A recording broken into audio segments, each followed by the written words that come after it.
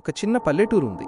అక్కడ అందరూ చాలా సంతోషంగా ఉండేవాళ్లు. కాని ఒకరోజు అక్కడ ప్రశాంతమైన వాతావరణం దెబ్బతింది.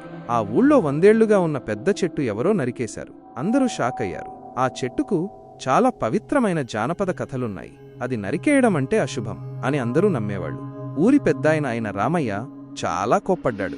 ఎవరు చేశారో తెలుసుకోవాలని పోలీసులకు ఫిర్యాదు చేశాడు. పోలీసులు కూడా ఆ కేసు మీద దృష్టి పెట్టారు. రోజులు గడిచాయి, కాని ఎవరూ చెయ్యలేదని తేలింది.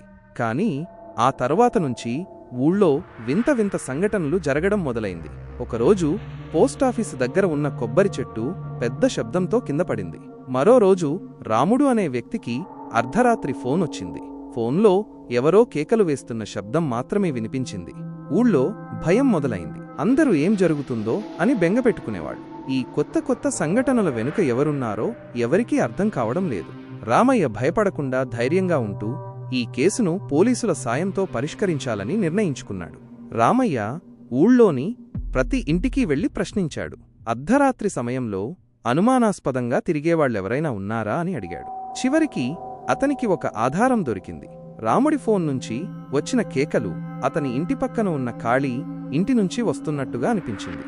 రామయ్య ఆ ఇంటి దగ్గరకు వెళ్లి జాగ్రత్తగా గుమ్మం వద్దకు వెళ్లాడు. అప్పుడు అతని చెవికి ఏదో శబ్దం వినిపించింది.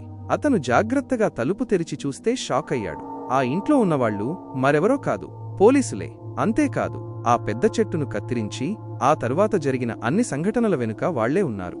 పోలీసులు ఊళ్ళోని ప్రశాంతమైన వాతావరణాన్ని దెబ్బతీసి అందరినీ భయభ్రాంతులకు గురిచేశారు. వాళ్ల ఉద్దేశమేంటో రామయ్యకు అర్థం కాలేదు. కాని వాళ్లను పట్టుకోవాలని నిర్ణయించుకున్నాడు. రామయ్య పోలీసుల మీద పై అధికారులకు ఫిర్యాదు చేశాడు. అధికారులు వెంటనే రామయ్య చెప్పింది నిజమే అని తెలుసుకున్నారు. వాళ్లు వెంటనే ఆ పోలీసులను అరెస్టు చేసి శిక్షించారు. ఊళ్ళో మళ్లీ ప్రశాంతత నెలకొంది.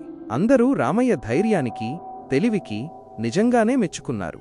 ఆ తరువాత ఎప్పుడూ ఆ ఊళ్ళో ఎలాంటి అశుభ సంఘటనలు జరగలేదు. అందరూ కలిసిమెలిసి సంతోషంగా ఉండేవాళ్లు.